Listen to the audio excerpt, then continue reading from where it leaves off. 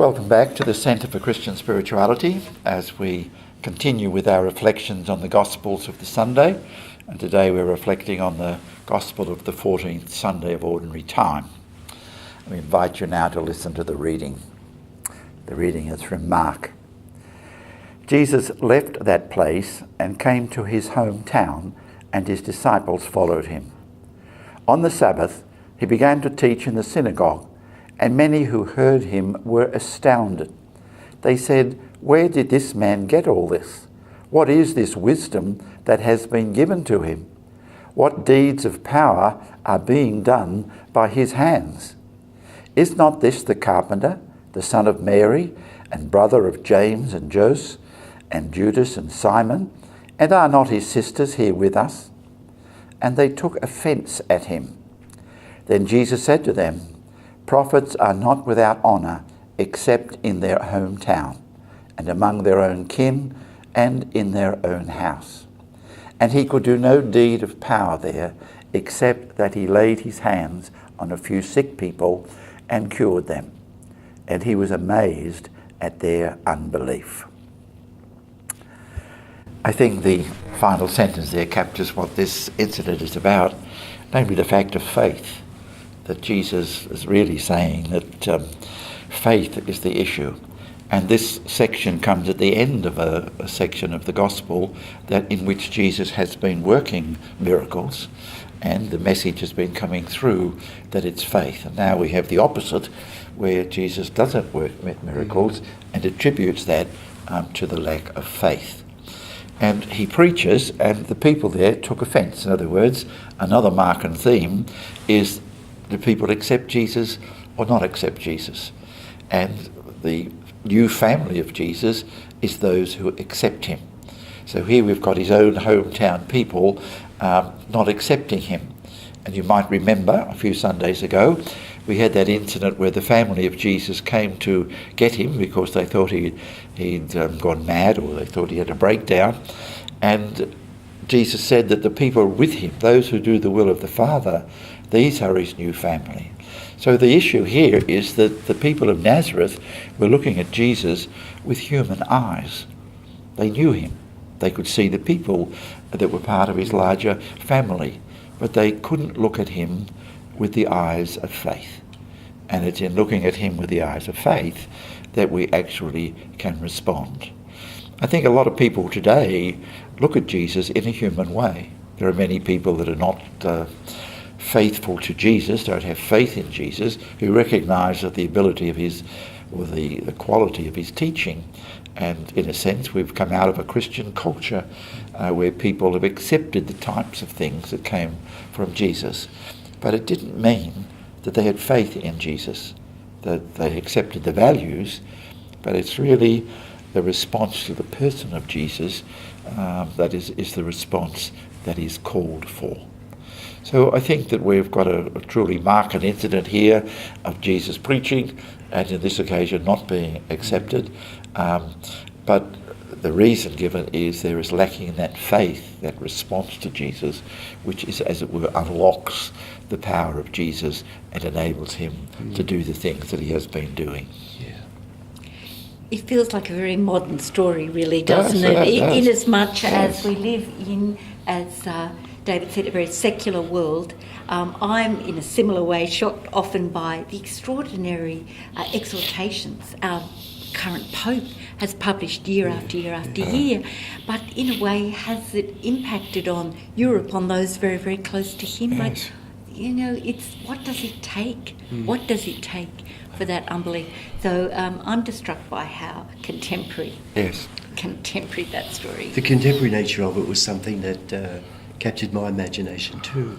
And I think the thought that was going through my mind is that the preconceived idea that people have, and that at times we have of others, doesn't allow us to see beyond what our own limitations have created for that person. Yes, that's right.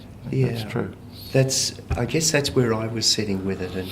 And the other thing that struck me is that I just had a sense of how Jesus would have been a little bit disillusioned or hurt in this, because what he was trying to do and what I mean, even his own disciples were kind of full of admiration for back home amongst his own kith and kin, Yes. there was a total rejection. That's right. We invite you now to look at the text and see what it is that you draw out from it.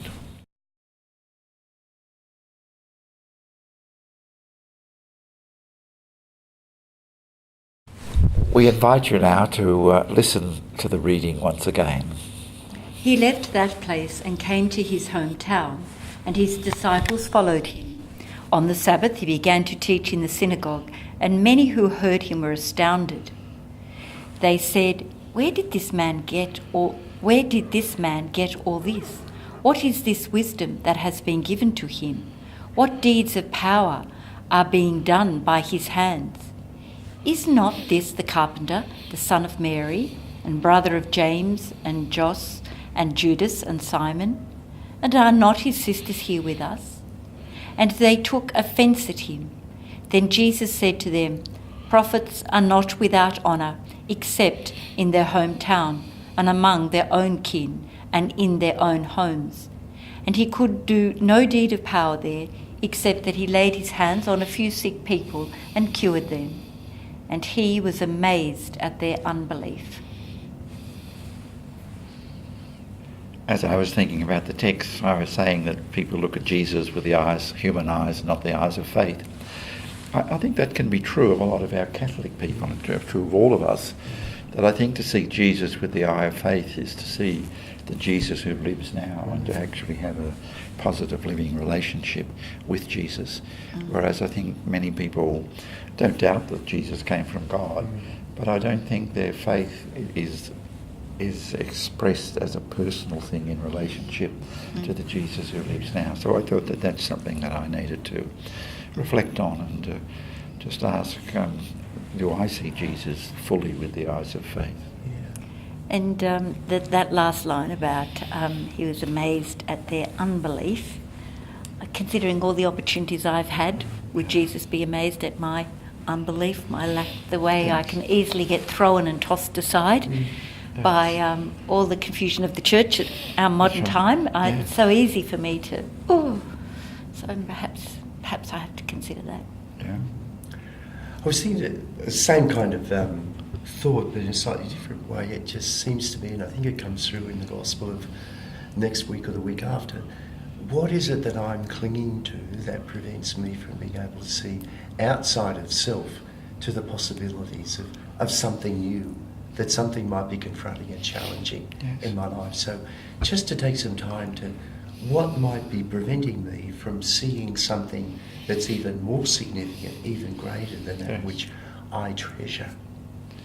And I think that's the whole battle, really, because our self is really looking at things that relate to ourself, as it were, and it's almost, I often liken it to people going to the moon and that they've got to break out of gravity, as it were. And I think we've got to break out of self, and that's probably the heart of what the journey to God is about. We invite you now to look at the text and just try to draw out something that's quite practical that you can implement in your life this week.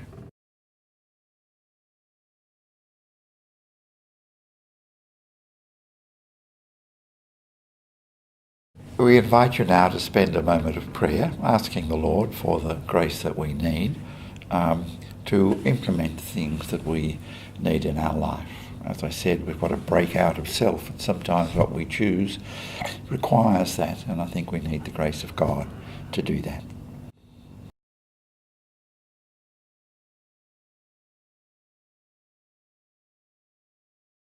Thank you for being with us here at the Centre for Christian Spirituality.